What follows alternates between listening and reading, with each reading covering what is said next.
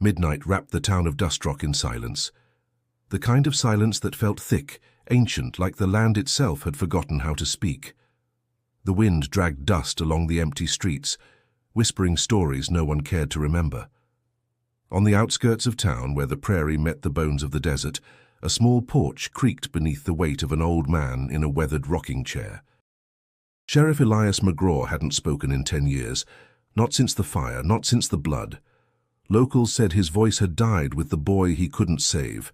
Now he just sat, hat low, eyes steady, hands always near the revolver that hadn't left his side in a decade.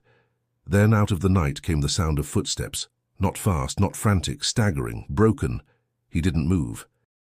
The figure emerged from the darkness like a ghost summoned by old sins. A woman, barely upright, face cut, shirt soaked red.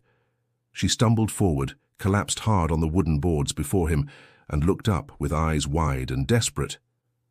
"Elias!" she rasped, blood bubbling at her lips. "They found me!" He didn't answer, just stared. I didn't think I'd make it," she choked. "They're coming. The Blackridge gang, they know about you." Her name was Clara Rowe, once a deputy, once fearless. She'd vanished months ago, chasing leads across the Badlands. Most thought her dead. Some hoped she was.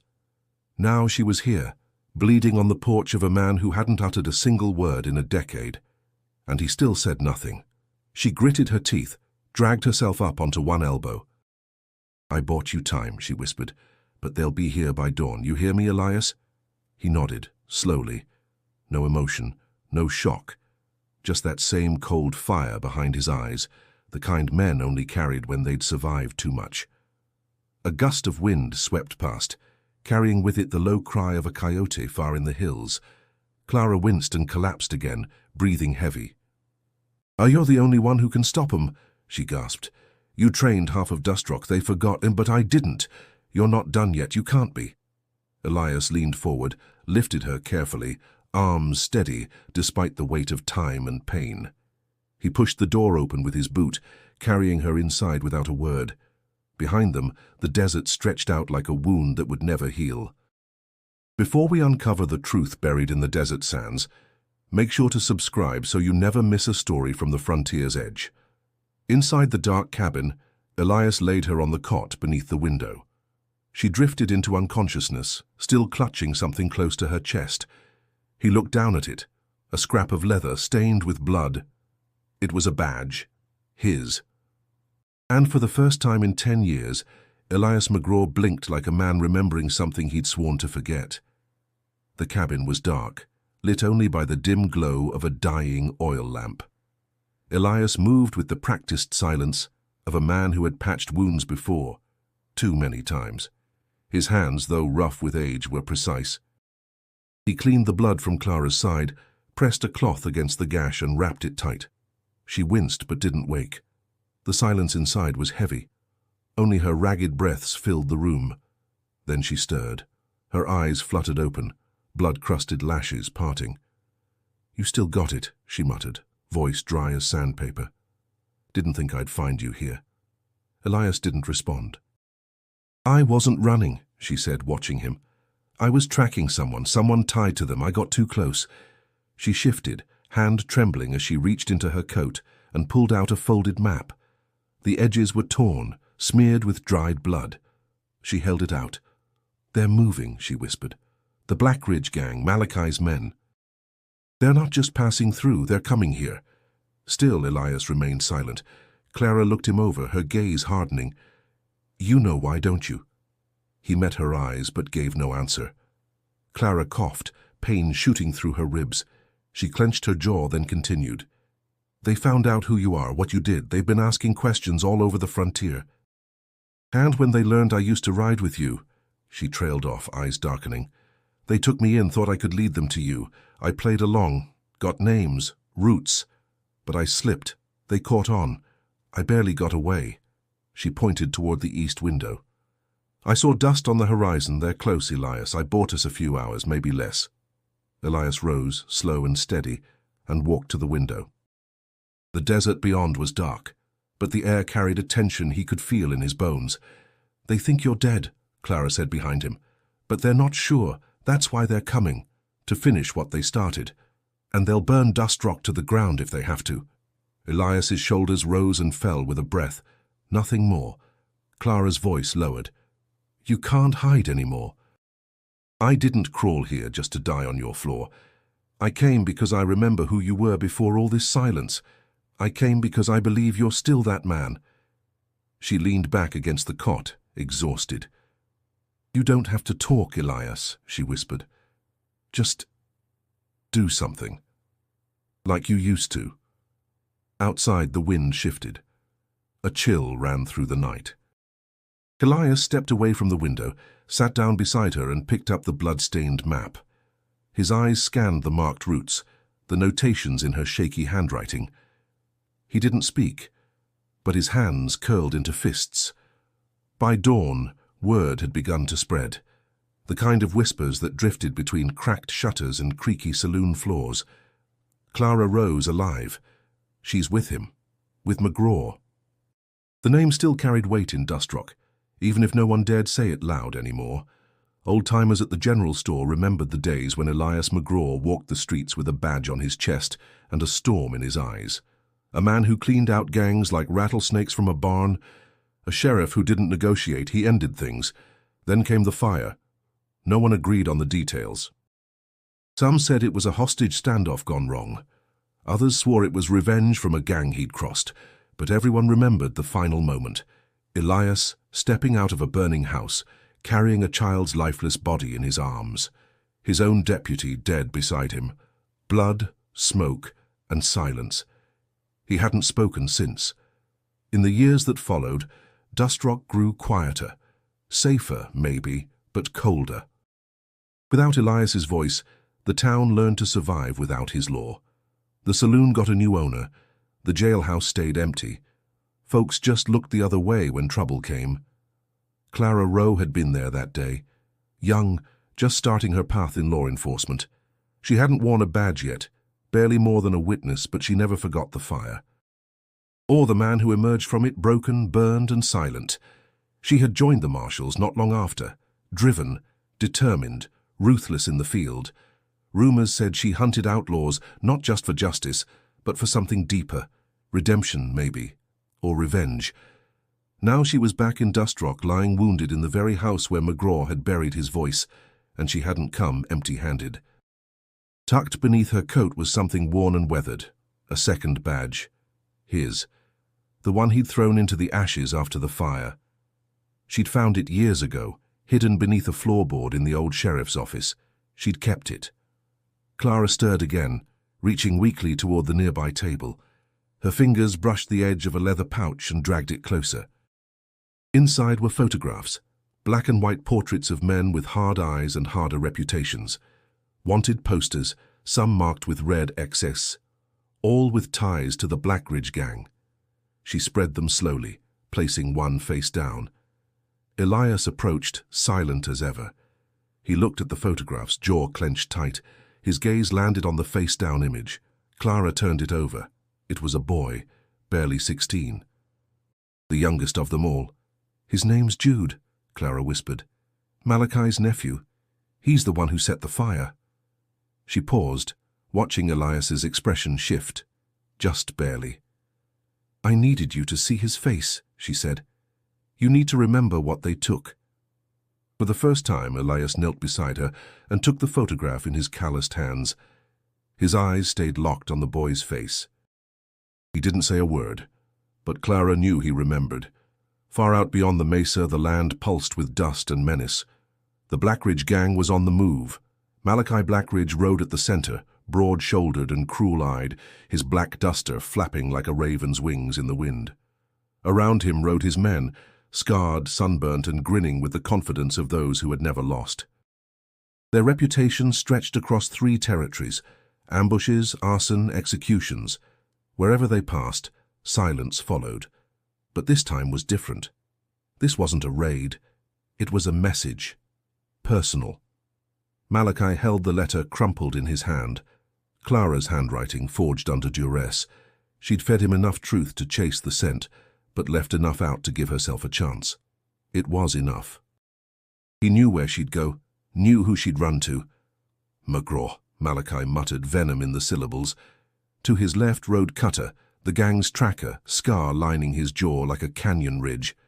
You sure he's still breathing? Last I heard he went soft. Malachi's eyes burned. If he's alive, he's hiding, and if he's hiding, it means he's afraid. That's all I need. Cutter grinned. And the girl? She'll be bait, Malachi said, like the rest. They pressed onward, horses thundering across the sun-blasted plain toward the place where McGraw once stood tall. Back in Dust Rock, Clara leaned against the windowsill, staring eastward. Her side still ached, but adrenaline dulled the worst of it.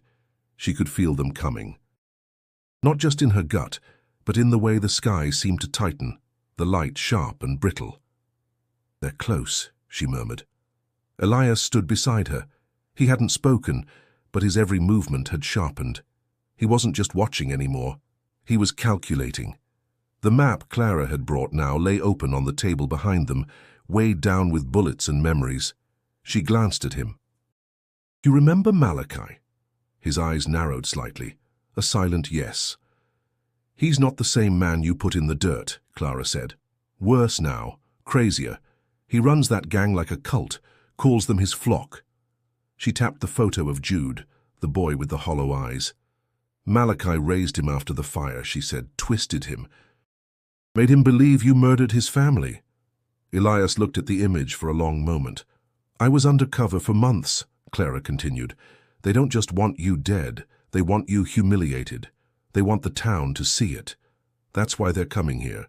That's why they'll burn everything to the ground. She reached for her pistol, checked the chamber.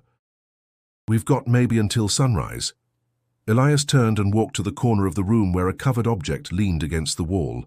He pulled back the cloth, revealing a long-forgotten rifle, oiled and ready. He didn't speak. He didn't have to. Clara nodded, her breath catching. Then we fight. The town of Dust Rock woke to dread. News of Clara's return had reached every corner. But the real fear came with the name whispered behind closed doors, Blackridge. Some refused to believe it. Others packed what they could and slipped away before the sun crested the hills. Mayor Tulliver was the first to arrive at Elias's door, hat crushed in nervous fingers, eyes darting like a rabbit's. You can't fight them, he said, sweat glistening despite the morning chill. You know what they do to towns that stand in their way. We're not a fortress, McGraw. We're a patch of dust held together with stubborn hope. Elias stood unmoved, arms crossed. The mayor's voice dropped. There are children here, families. If you stay, you bring a war to our doorstep. You know that. Please, just go. Take her and go. From the cot, Clara laughed bitterly, though it hurt to do so. He's not the one bringing it, Mayor. Malachi is. Tulliver flinched but didn't look at her. You don't understand. We barely held on after the fire. People left. Businesses died. This town's held together with rust and spit. Another battle like that. We won't survive. Elias walked past him, slow and steady. No words, no protest, just silence, the kind that said everything. The mayor left with a defeated nod. Later, Clara made her way to the saloon, limping with a wrapped torso, leaning on a cane she'd carved from the porch rail. Inside, she found a few familiar faces: Mary Wilkes, who once ran the schoolhouse, Nolan, the blacksmith, and Ellis, a gravedigger with more stories than teeth. Elias taught you how to shoot, Clara said, addressing the room. He kept this place safe for 10 years. Now he needs you. Silence answered her. Mary looked away. Nolan tightened his grip on a mug. Ellis spit in a spittoon and shrugged. I ain't dying for ghosts. Clara's voice rose. He didn't run, not when everything burned. Not when you all turned your backs. You watched him bury a child and carry that weight in silence. Now you ask him to leave, Mary whispered. We're afraid. So am I, Clara said, but fear didn't stop him, and it shouldn't stop you. No one replied. Back at the cabin, Elias sat alone. In his hand, the old badge, tarnished, scarred, still bearing the weight of everything it once stood for. He stared at it for a long time. Then he placed it on the table. Beside it, he set the rifle. Clara returned that evening, her eyes hard. They won't help, she said. Elias nodded as if he'd expected nothing more. Still, he didn't speak. But that night, he oiled every gun in the house. And outside, far on the horizon, a faint orange flicker marked the first campfires of those coming to kill him. Clara stood in the dusty main street, sun beating hard overhead, as she eyed the buildings that once bustled with life. She wore her badge again, not out of duty, but defiance. "They may be cowards," she muttered, "but someone's got to fight." From behind came footsteps, hesitant but real. Nolan the blacksmith with soot still on his hands. Mary followed, rifle across her shoulder.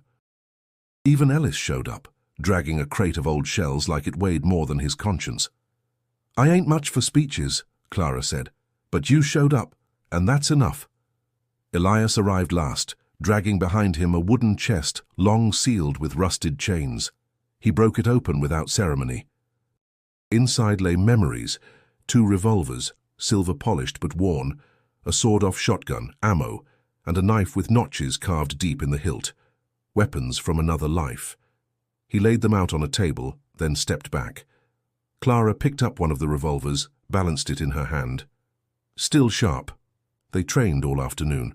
Clara barked commands through clenched teeth, ignoring her pain. Elias watched everything. Posture, grip, timing, adjusting a stance here, repositioning a foot there. He never spoke, but every movement carried weight. They listened. Mary was quick. Nolan, strong and focused. Ellis. Well, he tried. But his hand stopped shaking by the time the sun dipped low. Later, in the silence of twilight, Clara found Elias behind the cabin, staring at the sky. "I've seen worse odds," she said, "but not often." He didn't look at her. She sat on a stump, wind-brushing hair from her face. "They're going to hit hard, probably from 3 sides. Malachi likes chaos." Still, he said nothing. She reached into her coat and pulled out a flask, took a swig, then offered it. Elias didn't take it. Then came the moment she'd been avoiding. She rolled up her sleeve, revealing a line of bruising veins creeping from her shoulder toward her neck. "They poisoned me," she said softly. "Slow, hard to trace, took weeks to notice." Elias turned. Clara met his eyes. "I'm not making it out of this. Doesn't matter how it ends." She waited, hoping, needing something, anything. Nothing came, so she smiled bitterly. "You always were the strong, silent type. Guess that never changed." Then she stood, stepped closer, and placed something into his hand, a worn chain with a pendant. Inside was a photo, a girl, maybe 10, dark curls, wide eyes. "I kept it," she said, "after the fire. Figured you might need to remember who she was." For the first time, Elias looked shaken. Clara touched his shoulder. "You couldn't save her, but you can save this town." He gripped the pendant tight. She turned and walked away, leaving him alone with ghosts, steel, and a decision waiting to be made. Night fell over Dust Rock, bringing with it a silence thick enough to choke. The town slept fitfully, guns at the ready, hearts heavier than they'd admit. Tomorrow blood would fall on the same dirt children once played in. By a dying fire behind the cabin, Clara sat wrapped in a blanket, her breath shallow but even. Elias stood nearby, arms crossed, gaze lost in the flicker of flame. The pendant still hung from his hand, the little girl's face catching the light like a memory that refused to fade. Clara broke the silence. "You know, I always wondered if you recognized me." He didn't move. "I was 10, she said, "the night of the fire, hiding under the floorboards while the world fell apart above me." Elias's shoulders stiffened. "You pulled me out," she continued. "Burned, bleeding, half dead. I remember the smell of smoke on your coat. I remember you screaming for help. That was the last sound I ever heard you make." The fire popped. Elias remained silent. "I survived," she whispered. "Barely. You vanished. I waited. Thought you'd come back for me. You never did." She looked up, eyes shimmering. "I didn't become a deputy to chase justice," she admitted. "I became one to find you." Still no reply. Clara's voice broke. "Say something, Elias. Please." He turned. His mouth opened, slow, hesitant. "I remember you," he said, voice rough, dry, like old leather tearing. "Every day." Clara gasped, more from shock than pain. Elias stepped forward, kneeling beside her.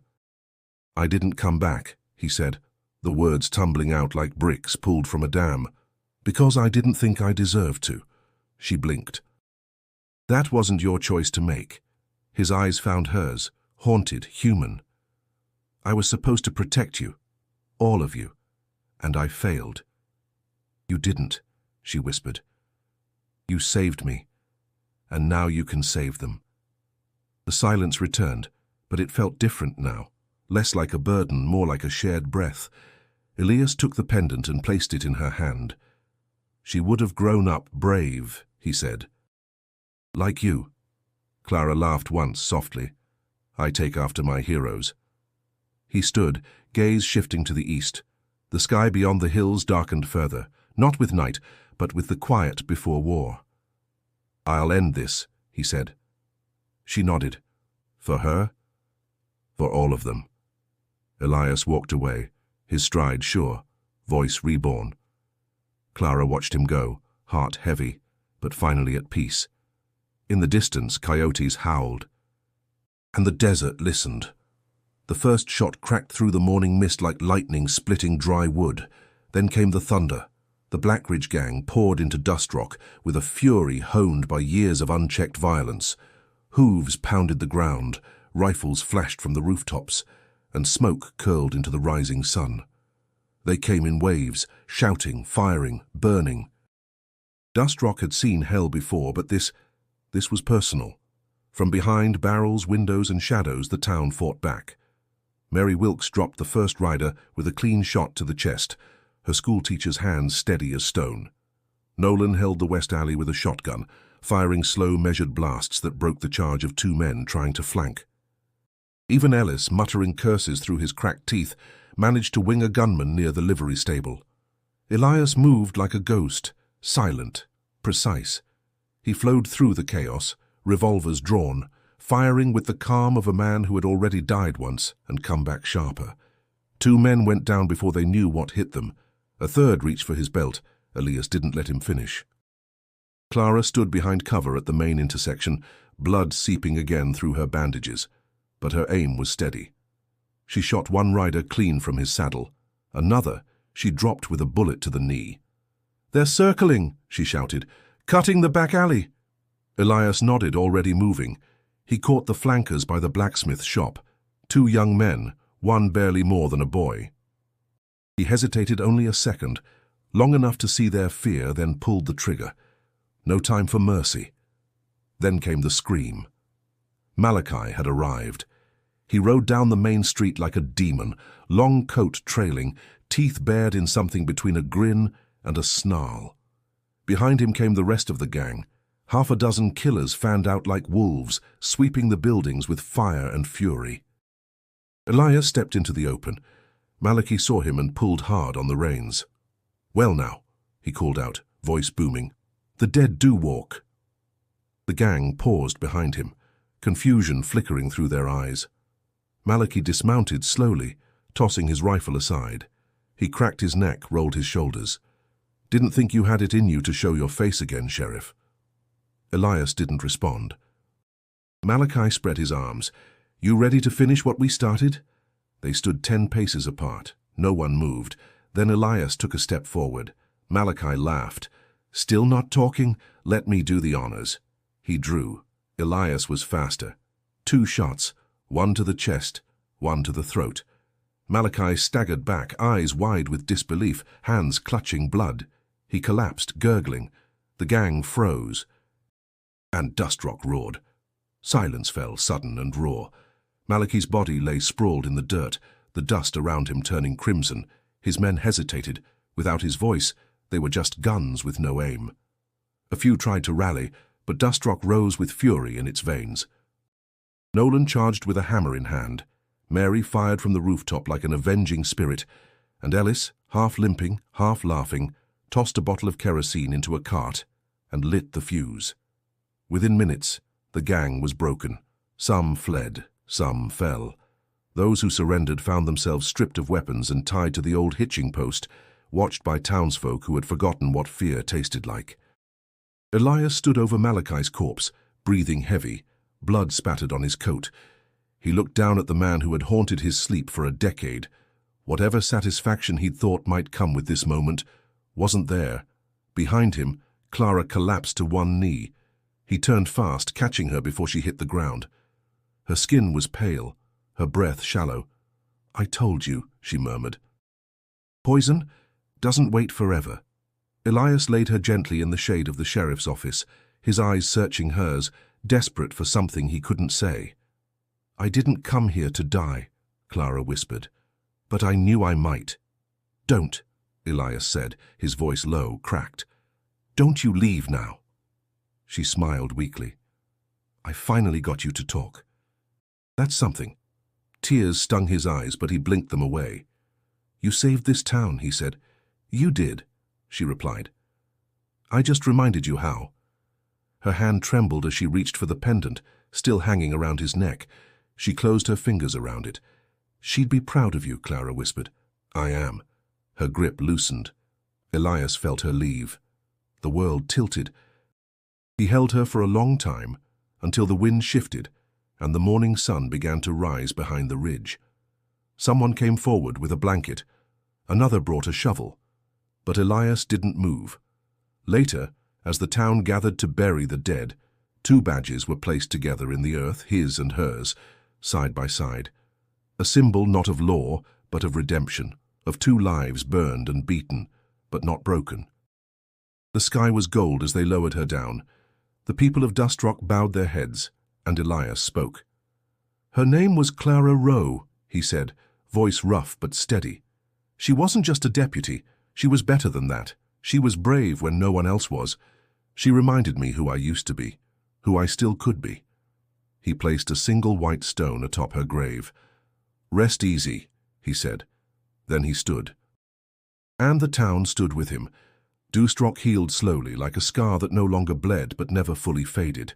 Smoke had cleared, bodies buried, and the saloon's broken windows were patched with boards for now. Children returned to the streets, laughter cautious but growing stronger each day. The people remembered how to speak again, about courage, about loss, about the day they stood tall. At the center of it all was Elias McGraw. He wore his badge again, not as a symbol of law but of purpose. He patrolled the streets not with words but with presence. The silent man who once hid in the shadows now stood in sunlight, nodding to neighbors, guiding hands that had once trembled. Dustrock followed him. He'd opened the jail again, repaired the door himself, built a new notice board, cleaned out the old church and helped rebuild the schoolhouse, where Mary now taught children how to read and shoot. The graveyard on the hill had a new headstone, simple, clean. Beneath it lay Clara Rowe, deputy, survivor, and savior. Next to her, Elias had placed a cross made from scrap iron, forged by Nolan's hand and Ellis's sweat. Every Sunday, Elias visited the grave. He brought her stories, of peace returned, of justice served, of how the town remembered her. One morning he found a girl waiting there, 10, maybe 11, dark curls, big eyes. She stood with a paper in hand, folded like a badge. "She was my aunt," the girl said. "My ma said she used to talk about you." Elias crouched down, took the paper badge, held it carefully. "She said Clara was the bravest person she ever knew," the girl continued. "I want to be like her." Elias looked her in the eye. "Then be better," he said. She smiled wide. "You really talk now?" "Sometimes." She nodded, satisfied, then ran off toward town, the dust kicking up behind her. That night Elias stood on his porch again. The chair still creaked. The wind still carried dry whispers. But this time he wasn't alone. Behind him Dustrock breathed. Its heart beat again. And far across the prairie, the horizon waited, not with threat, but promise. If Clara's courage moved you, subscribe for more tales of grit and redemption from the wild frontiers of the forgotten West. And don't forget, click the next story waiting on your screen. There's always another ride beyond the ridge, another soul worth saving.